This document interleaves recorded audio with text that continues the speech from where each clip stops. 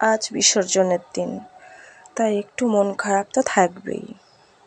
আমাদের পাড়ায় প্রত্যেক বছরই কালী পূজা হয়ে থাকে, কিন্তু বিসর্জনের সময় সাহস থাকে না সেখানে উপস্থিত হওয়া, কারণ বাড়িতে পারমিশন থাকে না।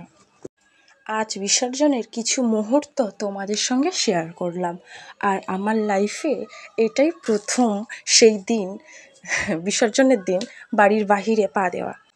তবে হ্যাঁ, ফুল পারমিশন পাইনি, তা বলে মনের মধ্যে আক্ষেপ আকাঙ্ক্ষা জন্ম নিয়েছে এমন কোনো ব্যাপার নেই। ভিডিওতে যেটুকু দেখছো সেটুকুই ক্যামেরাবন্দি করেই বাড়িতে চলে এসেছিলাম।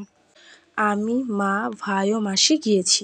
দেখতেই পাচ্ছ আমাদের পাড়ার বধূরা একে একে মা কালীকে বরণ করে নিচ্ছে।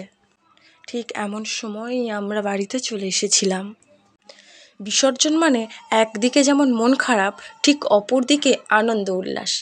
আর বাকিটা নাই বা বললাম, কারণ তোমরা তো সবাই জানো বিসর্জনের দিন কি হয়।